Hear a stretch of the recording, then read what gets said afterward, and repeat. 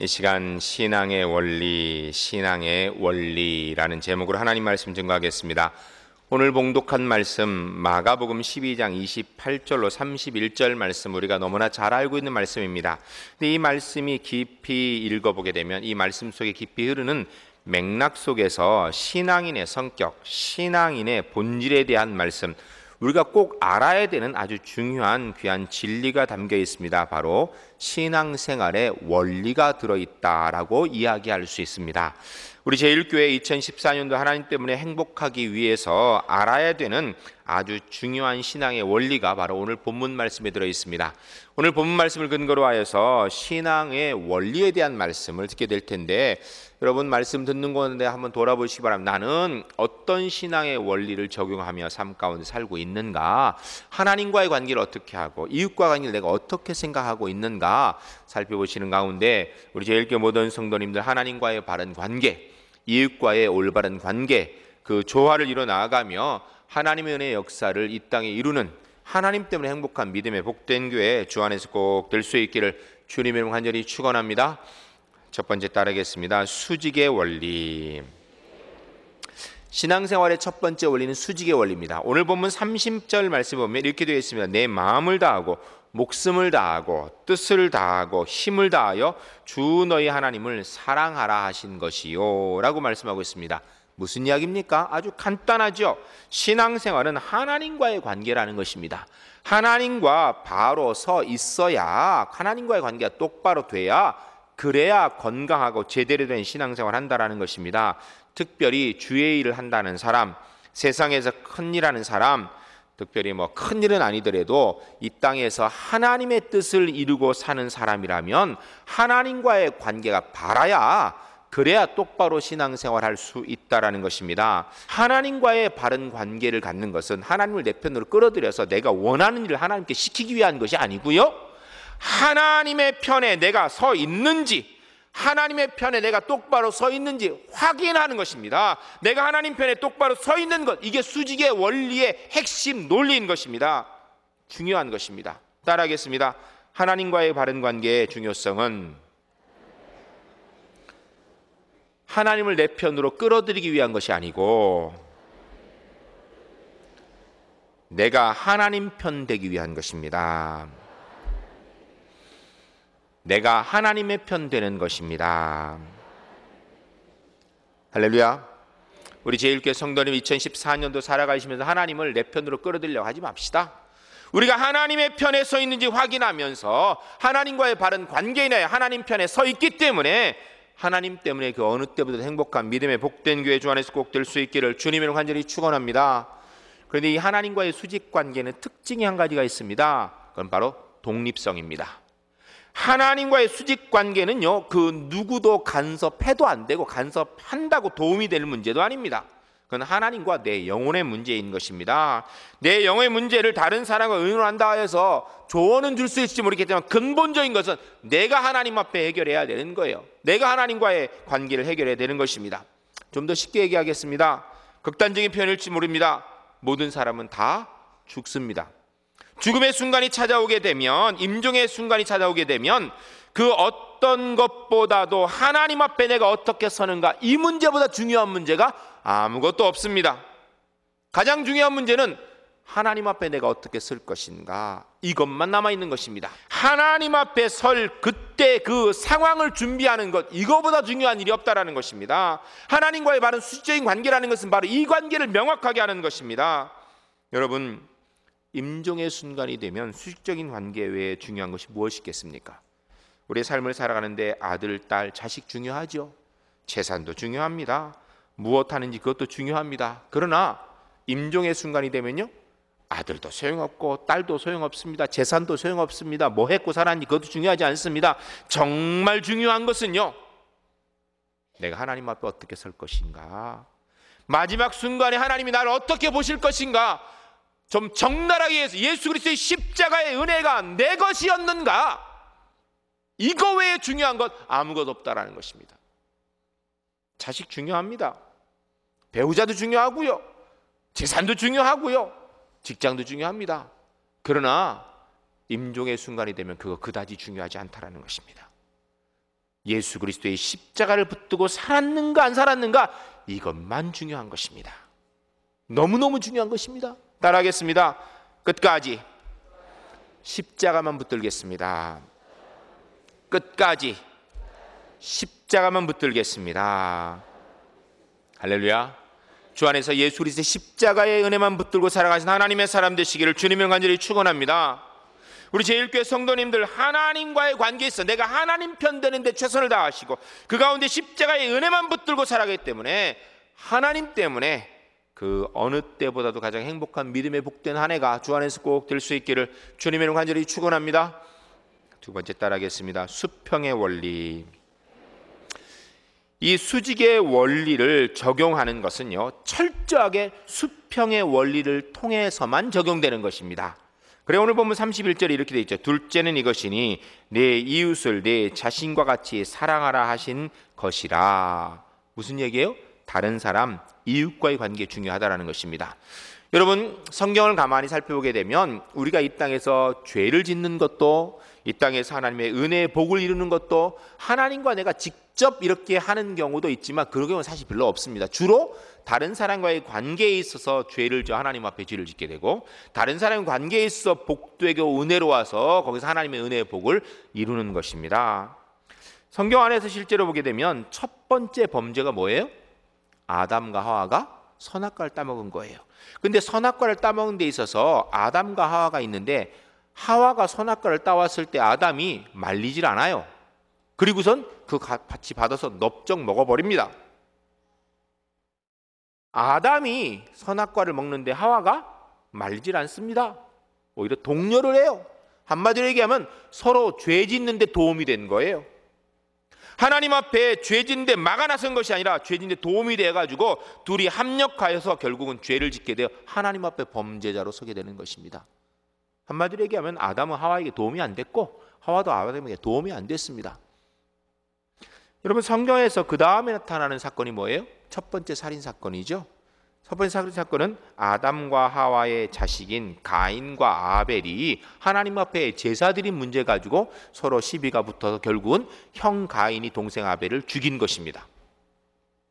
살인 사건이 어떻게 일어나는가? 하나님 앞에 혼자 일어나는 것이 아니라 다른 사람과의 관계를 잘못하게 되는 결국은 살인자가 되는 것입니다. 여러분, 이 수평적 관계는 내가 도움이 되기도 하고 도움을 받기도 하는 관계입니다. 근데 도움이 될 때 죄 짓는 걸 도와줄 때도 있고요, 하나님의 의를 이루는 걸 도울 때도 있습니다. 내가 도움 받는데 죄 짓는 데 도움을 받을 때도 있고요, 하나님의 의를 이루는 데 도움을 받기도 합니다. 여러분, 우리는 어떻게 해야 됩니까? 이왕이면 죄 안 짓고 의를 이루는 데 도움이 되고 죄 짓는 데는 오히려 막아놔야 되지 않겠습니까? 하나님의 은혜를 이루는데. 그런데 이 도움의 관계에 있어 내가 도움 받는 것은 내가 할 수 있는 일이 별로 없습니다. 그거는요, 그냥 도움 줄 기다리는 것밖에 없어요. 도움을 뺏어올 수는 없잖아요. 도움 주는 거는 내가 열심히 애쓰고 노력하면 도움을 줄 수 있습니다. 이 수평적 관계에 있어서 내가 도움을 받는 건 어쩔 수 없지만 도움 주는 것은 의도를 가지고 옳은 도움, 정말 깨끗한 도움, 필요한 도움을 줄 수 있도록 그렇게 애를 써야 됩니다. 하나님 앞에서 은혜와 복의 관계, 사람과의 관계 속에서 역시 이루어지게 되는데, 그리스도인은 언제든지 나와 함께하는 사람이 하나님의 은혜의 도움의 복을 얻도록 해야 되는 것입니다. 그런데 이 일은 사실 내 능력으로 되는 문제가 아닙니다.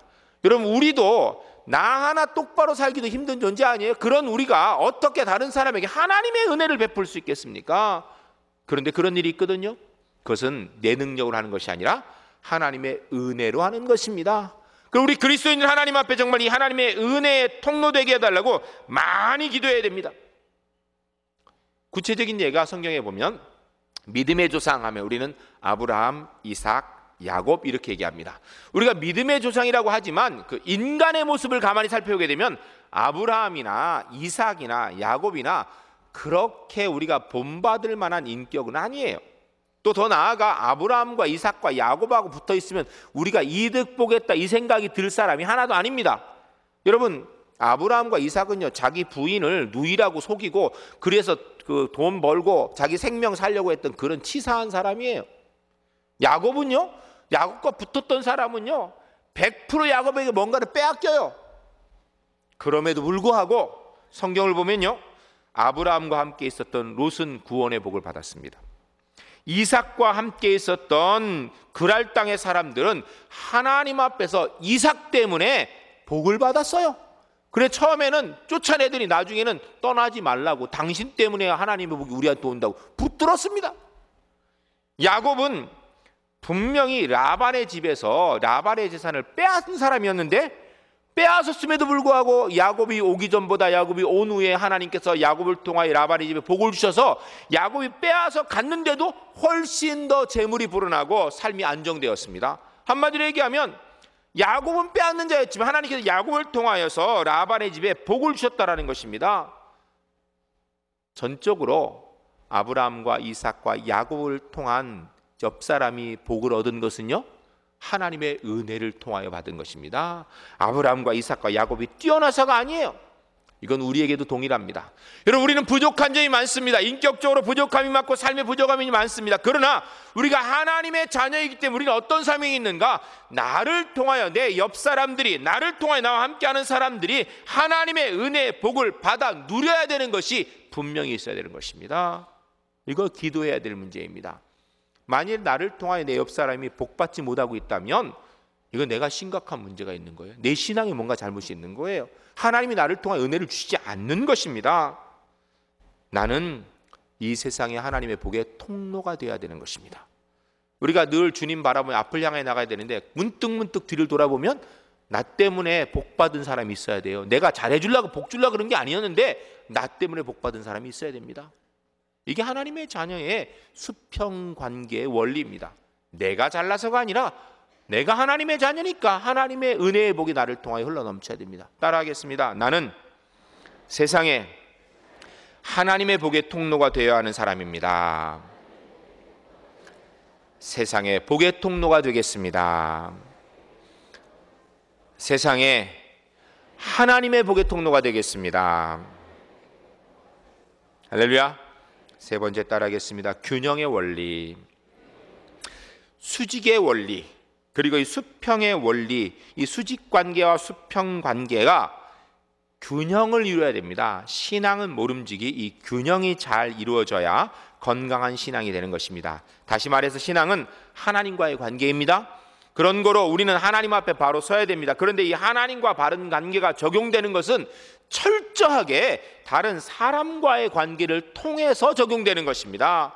나 혼자 하나님 앞에서 이게 저절로 되는 문제가 아니라 하나님과의 받은 은혜의 복은요, 철저하게 옆 사람을 통하여서 이루어지는 것입니다.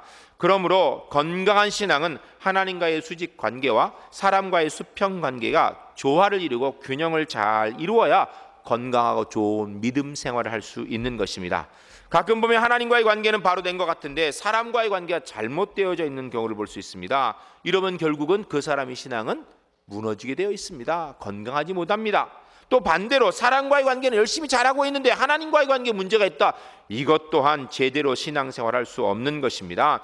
수직관계와 수평관계는 언제든지 균형을 이루어야 됩니다. 그래 오늘 본문 말씀에 이렇게 얘기하고 있죠. 28절에 보면 서기관 중 한 사람이 예수님께서 말씀하는 걸 듣고 와가지고 한 얘기가, 주여, 예수님 대답을 참 잘하시는데 그럼 모든 계명 중에서 첫째 가는 계명이 무엇입니까? 제일 중요한 게 뭡니까? 다른 것보다 그거 한 가지 꼭 지켜야 되는 게 뭡니까? 라고 묻는 거예요. 그랬더니 하는 얘기가 예수님께서 29절부터 31절까지 예수님께 대답하신 첫째는 이것이 이스라엘들아, 주 우리 하나님은 유일하신 주신데 내 마음을 다하고 목숨을 다하고 뜻을 다하고 힘을 다하여 주 너희 하나님을 사랑하라.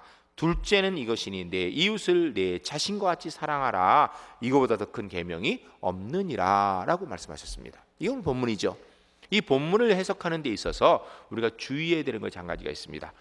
첫째, 둘째 하니까 우린 첫째, 둘째가 큰 것이고 둘째는 뭐 그다음 해면 좋고 아니면 말고 이런 것인 것, 무슨 경중의 차이가 있는 것처럼 생각을 해요. 그런데 오늘 본문은요 그런 얘기를 하는 게 아닙니다. 첫째, 순서, 둘째는요 순서의 차이를 얘기하는 거예요. 하나님 사랑하는 것만큼 중요한 게 이웃 사랑하는 거예요.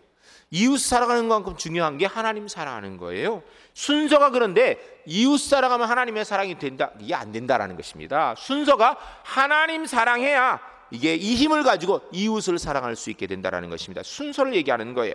하나님과의 바른 관계를 회복해야 이웃과의 바른 관계가 이루어질 힘이 생기는 것이고, 그 힘을 통하여 이웃과의 관계를 회복하는 것입니다. 하나님과의 바른 관계를 이룬 사람이 당연히 이웃과 바른 관계를 이루게 된다는 것입니다. 만일 하나님과의 바른 관계가 되었는데 이웃과 문제가 있다, 그러면 이웃과의 문제 이전에 뭘 봐야 되는가? 내가 하나님 앞에 똑바로 하나님 편에 서 있는가? 십자가에 내 똑바로 붙들고 있는가?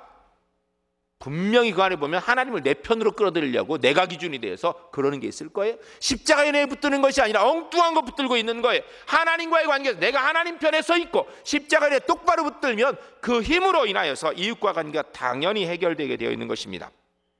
그러나 한 가지 우리가 알아야 되는 게 있습니다. 이웃과의 관계를 바로 한다 해서 그 힘을 가지고 하나님과의 관계가 회복되는가? 그건 절대 아닙니다.